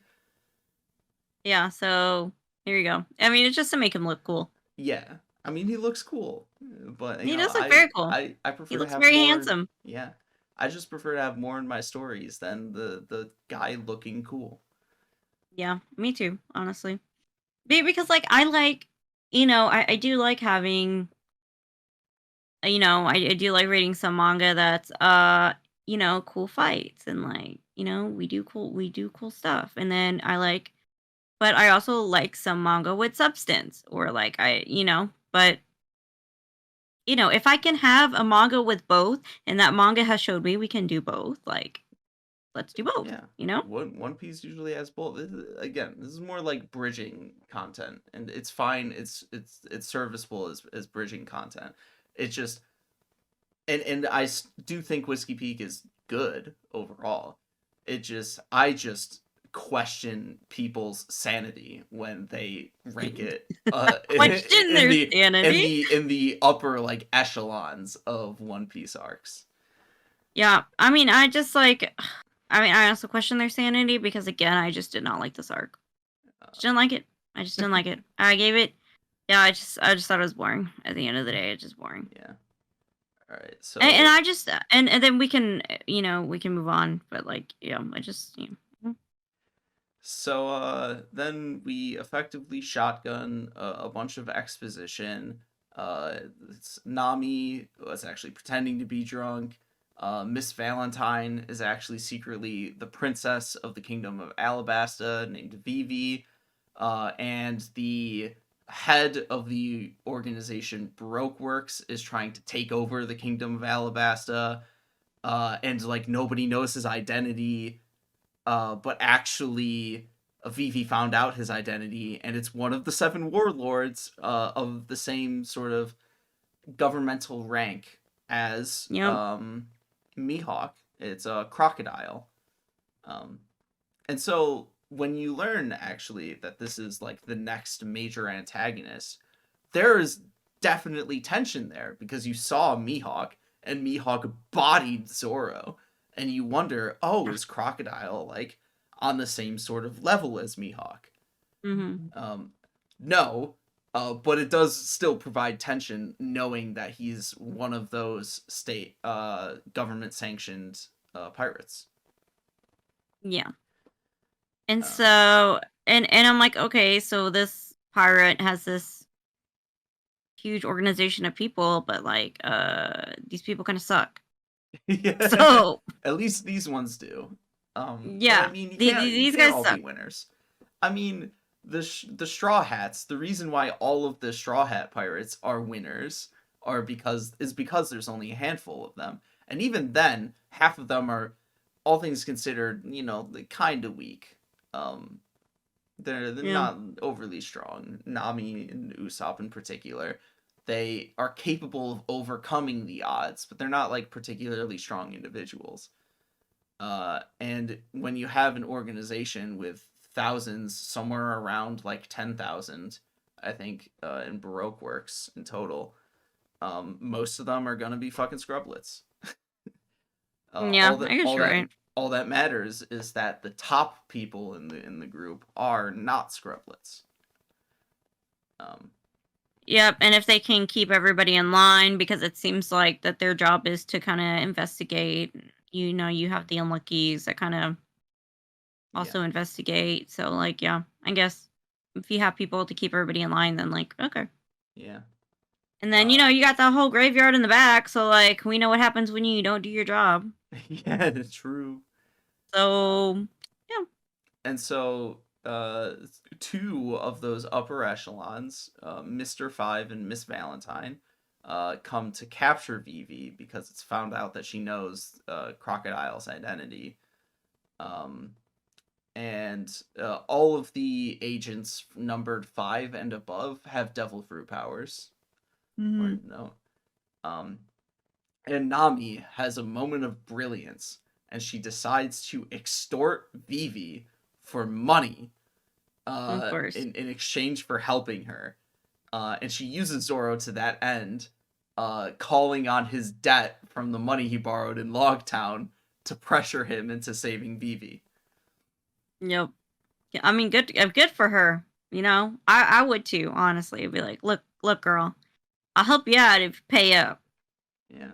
Because, but my thing is like, okay, um, this kingdom is probably having some issues, if and so you're Probably. so like, I don't know if you can get that much money out of them, but like, a girl can The try. point is that if they succeed in, well, the original agreement is just to take Vivi back to Alabasta because supposedly she can fix the issue on her own. But the point is that like if the issue is fixed, then she will have the capacity to give money to um, the Straw Hats in exchange for their services. And Yeah. I think Nami actually originally learns that all of this stuff is going down from Mr. 8, who was actually secretly Vivi's like personal bodyguard slash aide, Yeah. Igaram. Um, Yeah. Yeah, he tells her what's going on, so. yeah. But all throughout this exposition sequence, uh, we see Luffy groggily like wakes up because he needs to take a piss, and he's like all round, he's rotund from stuffing himself. Uh, Good for and him. and while he's taking a leak, he notices that everybody in the village is incapacitated. Thanks Yep. thanks to Zoro. And he gets super pissed at Zoro. And so this Doesn't is even listen. He doesn't even try to listen to Zoro is my thing. yeah. Yeah, he doesn't even try to listen to Zoro because he's like, these people fed us. They can't possibly be bad. They can't possibly have ill intentions. What the fuck is wrong with you, Zoro? Um, Yeah. I'm like, uh, Luffy, you just have too big of a heart, I guess. yeah. So this is probably like the highlight comedy bit of the arc, which is Luffy and Zoro seriously fighting each other, like actually intending to kill each other. And meanwhile, Mr. Five and Miss Valentine are effectively caught in the crossfire of their fight, and they're just like so non. Luffy and Zoro are just like so much stronger than those two, uh, that they just like don't even acknowledge them, and they get beat up in the process of those two fighting each other. Yeah. Yeah. Which is crazy. Um, And I think Luffy at one point even tells Zoro to die, and I'm like, yeah. this is weird. I feel like this is way too serious than it needs to be. Which I just thought, I don't know. I just thought this fight was kind of odd to kind of like put in the manga, but I don't know. Well, I mean, so that actually It seemed does very out of character, I guess. it does raise an interesting point where it you could consider it out of character for Luffy to distrust his crewmates, even his first crewmate, his right hand man, that so readily, and intend to kill him over him being fed. And you wouldn't be wrong, but at the same time, it is also to an extent in character for Luffy to do that. Um, so it's this weird middle ground of it makes sense for Luffy to react this way to somebody who has fed him being beaten up, but it's not really in character for him to react this way specifically towards Zoro or any of his crew, because the whole point is that he trusts them so heavily. Yeah. Yeah, I mean, I guess I can see that because he's very impulsive. So like, if he notices that, like people are taking care of him, like you said, and that they're hurt, then like his first instinct is like, oh, we're gonna fight. We're gonna fight it out. So yeah, I guess it does kind of make sense, but like, I don't know. You could take I just personally didn't like it, but you Yeah, know. and you could take it as like a learning moment for Luffy to trust his crew even more than he already did. I think what makes it work is that it's played off as something comedic instead of serious. Um if it was played off as any sort of serious, then like of Yeah. course it would be really weird to try and like rationalize. But because it's a bit, you can kind of like shrug it off. Like, yeah, kind of doesn't make sense, but kind of does make sense. It doesn't functionally matter though. Yeah, yeah, I guess. I mean, like, of course, like, I'm just now thinking about it because, like, we're talking about it, but, like, have I thought about it since? No. So, like, yeah. Yeah. But I think this is why I probably, like, it's one of the reasons why I don't particularly like the arc. It just, I don't know, it just felt like so much was happening in such a small space of time, I guess. So it Yeah. was just, like, a lot to take in than normal. Because normally in One Piece, like, so many things happen in one arc, but, like, I don't know. I feel like this arc. A lot of things happened in a very short amount of time. Yes, it was a lot of things in a very short amount of time in the back half. Um, Yeah. it it is worth noting, though, of course, the particular devil fruits of the Mr. Five and Miss Valentine. The I don't actually, I think it's the bomb fruit and the kilo fruit. Hmm. You have some particularly strong feelings towards the bomb fruit. I know. Freaking disgusting, bro. Picking his nose and sending them off as bombs. I don't know, like that little giraffe walking on hind legs, picking his nose. Same thing. It's freaking disgusting. I've seen too many people pick their noses in this series. I've had enough. I've had enough. uh, the I think what's and I mentioned this to you when we were watching as well. The interesting part about the picking his nose thing is that he does it so much that he would definitely be like Freaking actually picking like yeah. skin or scabs out of his nose. He would actually be giving himself a nosebleed I can't. with the I amount can't. he's picking his nose. That is so disgusting. It's Like I can't. it's very One Piece to have his power be picking his Uh, nose though. I can't. I can't handle it. I can't handle it. It's so disgusting. Like, oh my god, like working in daycare, like same thing. Like anytime the kids would pick their noses, I'm like, go wash your hands, go get a tissue, something, anything. Just don't pick Yeah. your nose. Um, Maybe it, that's my phobia is picking noses. I don't know. and Honestly, yeah, it is pretty gross. And Miss Valentine's power basically amounts to uh talking about her power more than actually using it. yeah. And then she floats up in the air and then just drops down. You know, Yeah. she like floats up in the air to like make her Sh way less, and then yeah, she she drops down lowers her really weight, hard. Yeah, buoyancy, increases increases the weight, weight. drops. Yeah, Puts a lot of it pressure crushes. down on people. Uh, But like, but Zora just like steps to the side and dodges it. yeah, that's the thing. It's such an ineffective way to like use your power. But like, okay, girl. I Yeah, I mean, I mean guess it's worked so far. that's like exactly the thing that they get called out for on Little Garden, the next arc by Mr. 3 is the reason why they're only like number 5 is because they suck at using their devil fruit power. They don't know how to use it. Uh Yeah, and I would say you're a actually loser. I would actually say with Little Garden, Mr. 5 actually has like a halfway decent way of using it, even if he's still like not that good because he uses the gun. He blows air into the gun and shoots it and uses his air to explode. But that Yeah, I feel like speaks more to the versatility of his devil fruit than his actual skill at using it. yeah. Honestly, Um, same. she And then I mean, it's basically glorified cannon when you're just shooting your breath.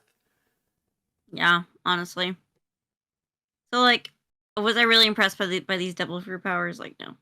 No, pretty And basic, and that's part of the point. yeah, is that they're supposed to be like stupid, like Yeah, boo. yeah. And again, they call it. They're like, "Come, Miss Valentine, right, Mister Five." Like, ew. I don't Yeah, know. I don't like that. they just love referring to each other by name. I don't know. It just freaks me out. Like, Yeah. it just can't. You It gives me the be heebie-jeebies. I be guess. glad you didn't hear Ms. Valentine's voice in the dub. I don't think her voice actress does a bad job or did a bad job.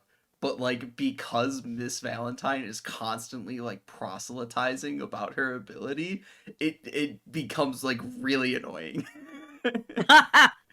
It's funny.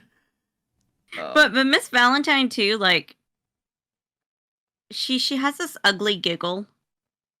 Like she's like, like, oh, yeah, I hate it. yeah.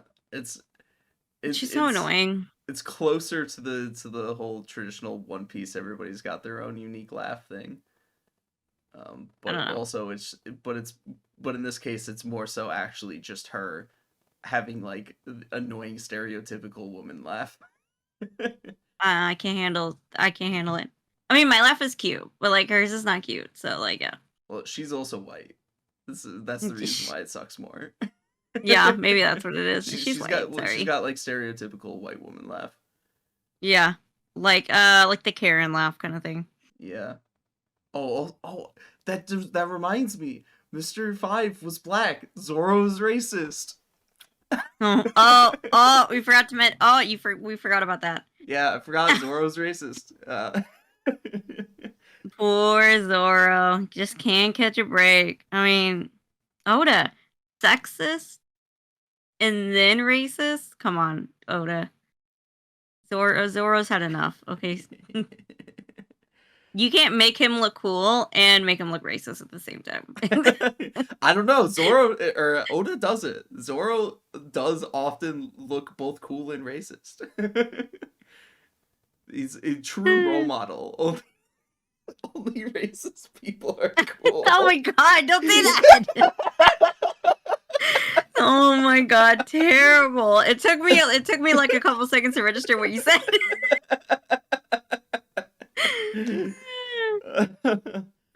All right. Let's fucking move on. I don't think I have anything else left to say. I can't remember anything else.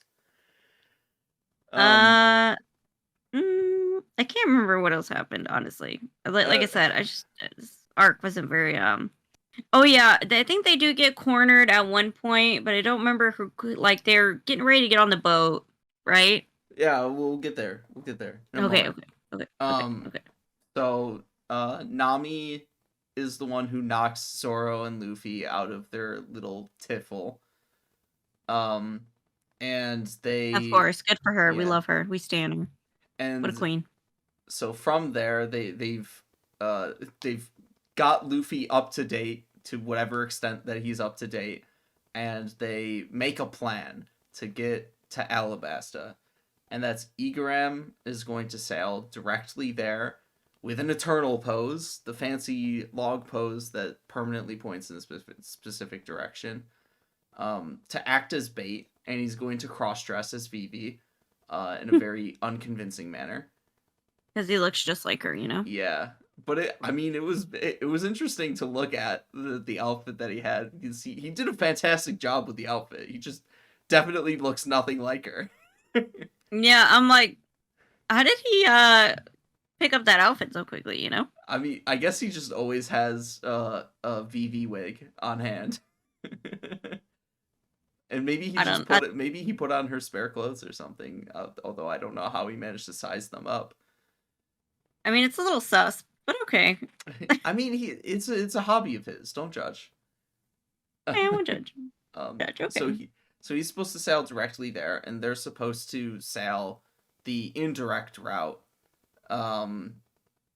He's bait, and they're gonna get there eventually. But when he goes to sail to Alabasta, kablamaboomo! His ship blows up. And yeah. And they have to sail off. I actually wrote something else down in my notes, forgetting that it happened in Little Garden and not on Whiskey Peak.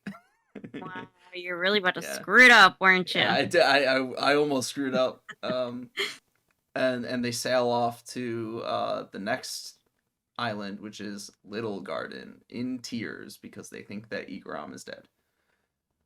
Yeah, and the last thing Vivi remembers was, Princess Vivi, it's up to you to save the kingdom. And then kabam! Kablamo! And it's like, oof, I hit you hard. And that like, it was kind of like, I kind of felt something and then I kind of didn't. Like, I was like, I didn't. I kind of felt something and then I remembered I didn't pay attention to the rest of this arc. Yeah, I was like, oh no, he died. And I was like, oh, no, I guess okay. Again, okay. Like, I didn't have enough time to really care about him. And to really, like, yes, he had significance to Vivi. But, like, again, like, didn't have any significance in the story for me to care about him. We didn't spend a whole lot of time with either of them up to this point. Well, I mean, I guess we spent a little time with Vivi, but not as Vivi. We spent time with her character she was role-playing. Yeah. and we didn't spend a whole lot of time with Ikram, and we were more so like told what to feel in this case rather than being uh made to feel it. Which Yeah. is fine because we need the information and we will be made to feel it later on rather than told to feel it. But in terms of just Whiskey Peak on its own, it was a lot more of a tell about how to feel, Yeah. rather than actually getting us to feel that way. Yeah. And again, I don't really like that in stories like where they tell you how to feel, because then I'm just like, Well, oh, okay. I again, um, just more so liken it to the position that Whiskey Peak is taking in the overall saga that is It's a Alabasta. bridge. Yeah. Um, where it's not in a position to get you to the point where you feel something on its own merits. Hmm. It just it exists to set up our goals for the next few arcs, or two. Okay.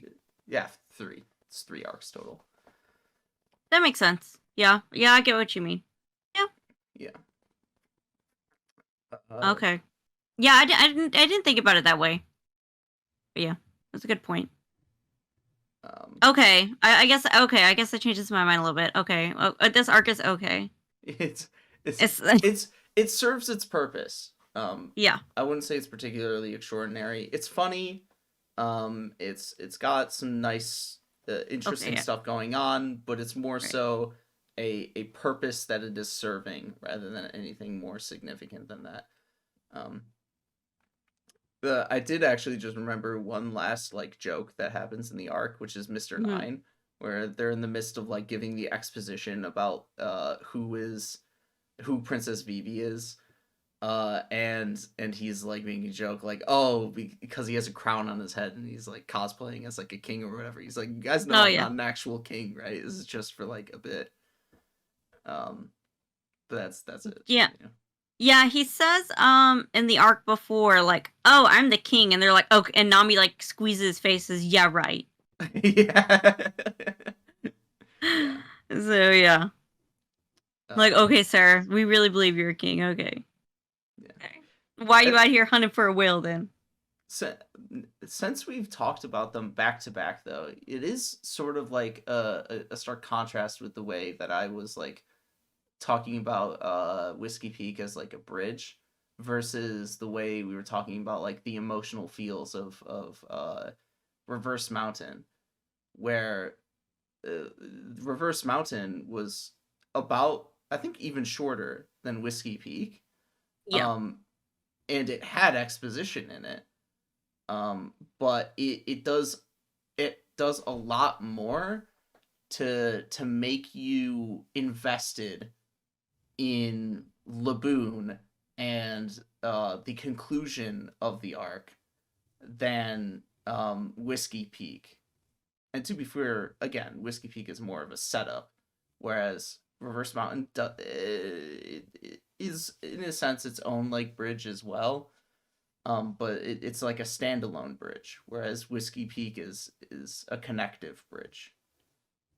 Yeah. Yeah, that's true. Like, I don't know, like something about animals. You give me animals, and I just like cry my eyes out. You give me sad whale noises, and I just cry my eyes out. I feel like there's another movie where they have like whales like suffering or something, and I'm crying. Yeah. I don't know. You have But anything but else?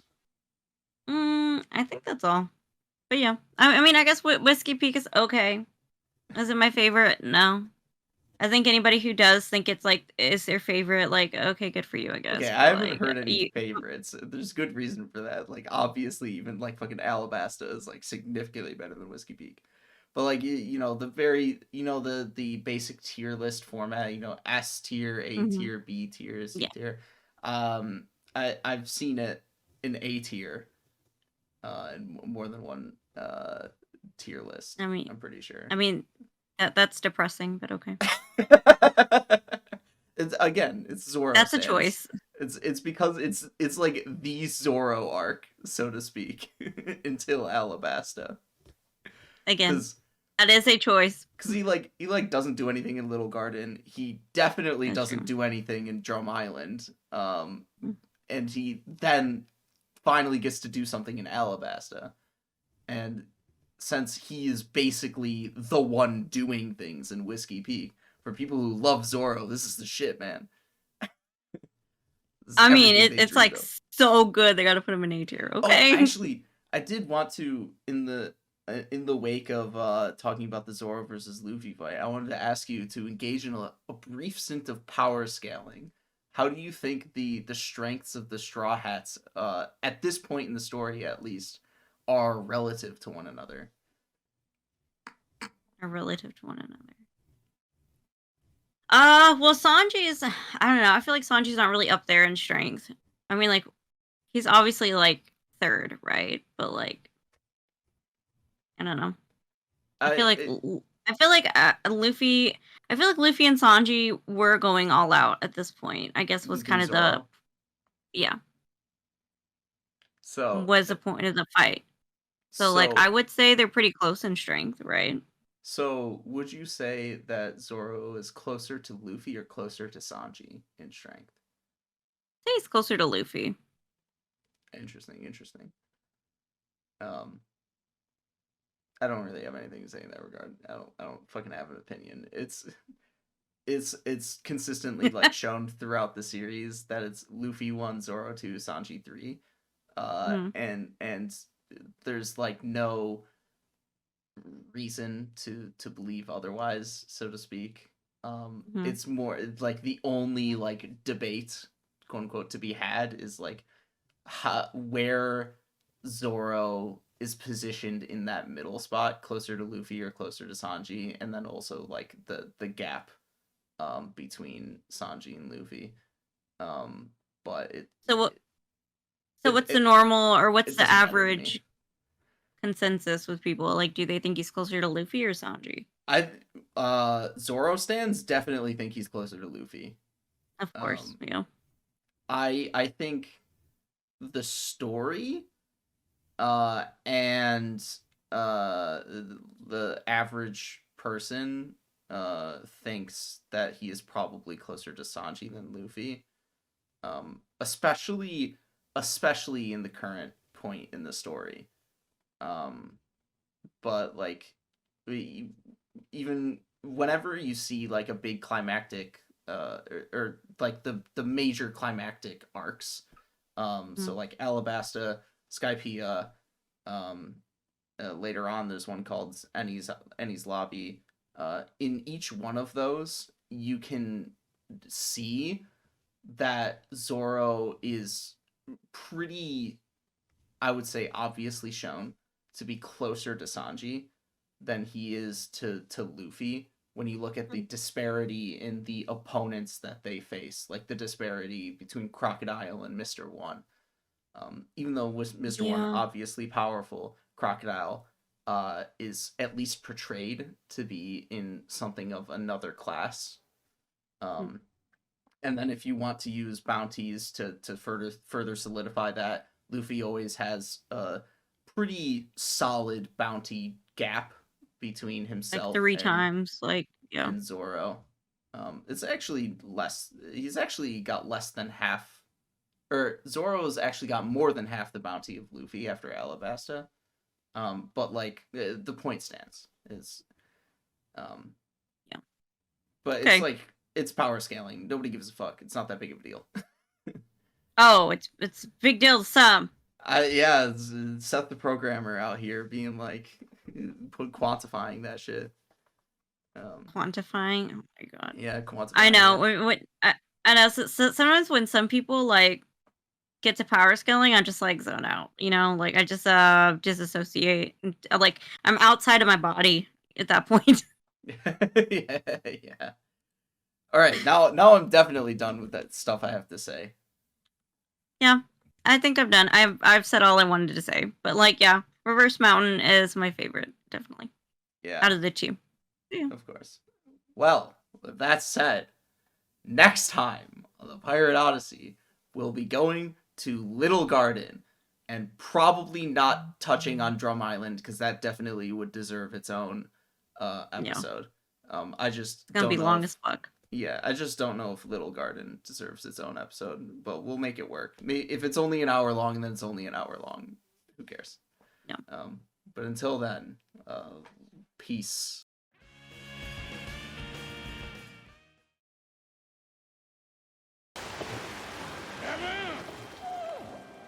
ラブーン待ってろよ俺たちは必ず帰ってくる必ず